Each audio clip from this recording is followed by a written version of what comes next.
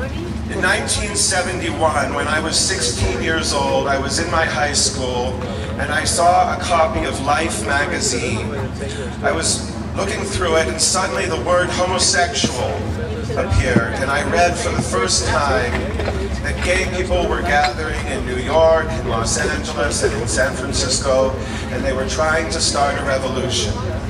I stole that magazine from my school, and I took it home and I hid it under the mattress of my bed like it was porno. And when I would come home from school after getting beaten up and called a faggot, I would pull that magazine out and I would say to myself, just hang on, and soon you can go to San Francisco and be free. And so in 1972, when I graduated from high school, I said goodbye to my parents, and I walked to the highway, and I stuck out my thumb, and I hitchhiked to San Francisco. I had very long hair, and I landed on the street, and I lived on the street, and then I met a man named Harvey Milk. He told me that he liked the way my pants fit. I told him that he was too old for me. Those words have come back to haunt me. Harvey was a very ordinary man. He was not a saint. He was not a genius.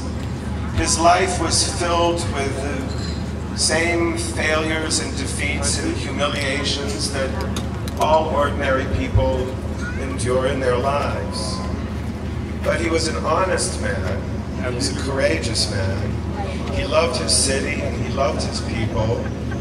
And I think he is a good example of how an ordinary human being, by living honestly, by speaking the truth, can in fact change the world.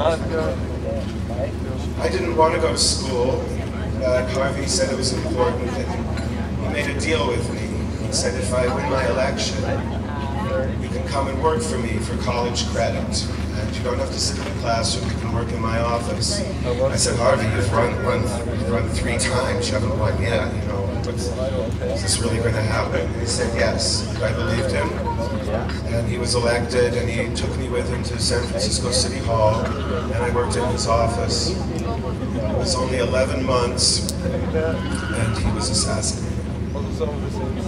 When word of the murder spread throughout San Francisco, people left their homes and schools and businesses, gay and straight, young and old, black and brown and white, and as the sun set, we lit candles and we marched in silence down Market Street to City Hall. Earlier that day, when I saw his body, I thought that everything was over. He was like my dad. He was our leader. We were a new movement. We were weak. There were only a few of us.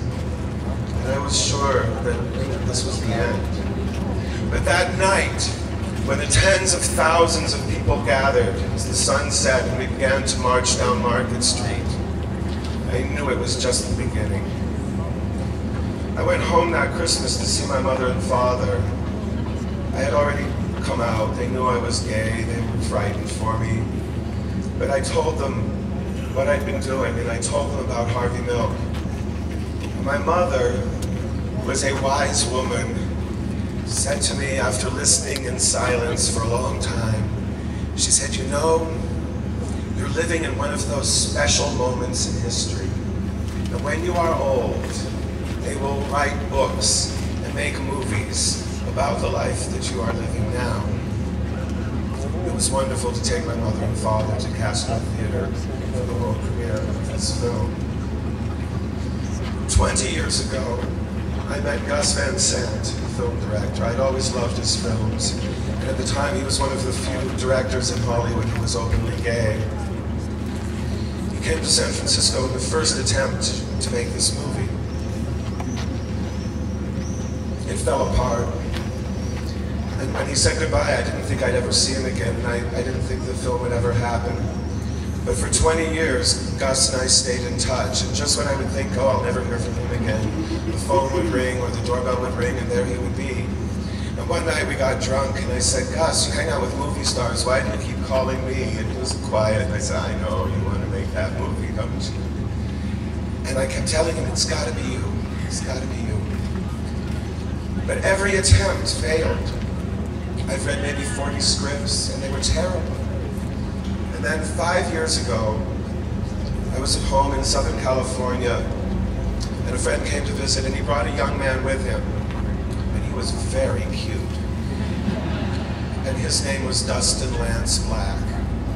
He grew up in a military family, a Mormon family in Texas. And he was young and cute, and he knew who Harvey was. He'd heard the story. And that night, over drinks, he said, I've always wanted to write a movie, write a screenplay about Harvey Milk. And I said, well, if you write a good one, I've got a director. He said, no, I want to direct it myself, or have a friend of mine direct it. I said, whatever. And then he started writing. And we would travel up to San Francisco, and we tracked down all of Harvey's friends that are still alive. And Dustin Lance Black interviewed them, and all of the people saw what I could see in this young man, that we could trust him, that he really understood Harvey Milk's vision. And I think one of the most amazing things about the story is that in the last day of February 2007, Lance showed me what he'd written, the first draft, and it was perfect. I could hear Harvey's voice saying the words. It was so perfect. And the next morning, I called Gus, and he said, hi, and I said, Gus, it's Cleve. He said, how are you? I said, Gus, I've got it. And he said, Harvey? I said, yes. And 2 years later, we were at the Academy Awards. So, you know, you wait a long time for something.